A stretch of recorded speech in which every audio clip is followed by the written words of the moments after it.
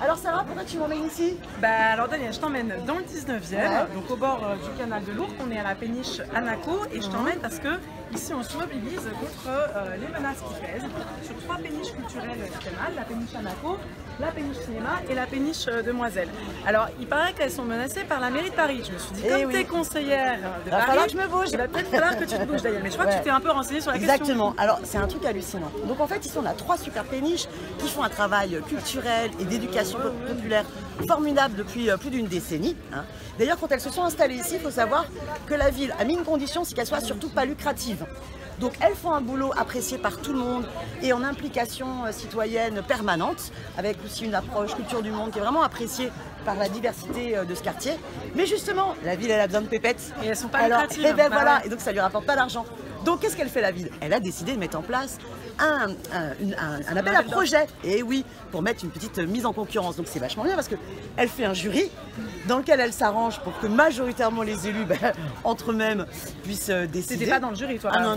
Alors il n'y avait pas d'élus vraiment d'opposition. Il n'y avait pas d'association et pas d'acteurs culturels. Ils ont dû oublier. C'est un jury qui est composé de... Majoritairement quand même des élus, en fait. Donc entre eux, ce qui permet quand même un habillage, que c'est objectif, mais en fait ils sont entre eux.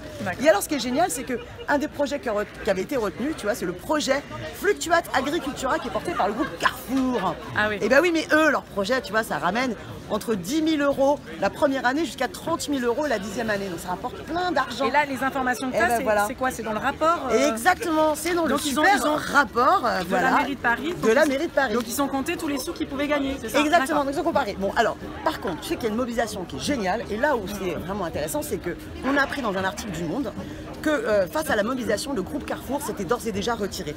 Donc moi je vous dis, puisqu'on a déjà réussi à faire en sorte, par cette mobilisation du plus grand nombre, à faire canner Carrefour, maintenant faire canner Hidalgo et le Conseil de Paris, moi je voterai contre, on va essayer de convaincre plein d'élus de voter contre, mais la mobilisation elle doit continuer parce qu'il y a plein d'associations et d'équipements culturels qui sont menacés comme ça, tout ça pour enflouer les caisses de la ville sous prétexte de la soumission à l'austérité imposée par Macron. Ça suffit! Alors les habitants du 19e, on se mobilise, on soutient la lutte, tu l'amèneras dans le Conseil de Paris on continue ici. Et on va y arriver.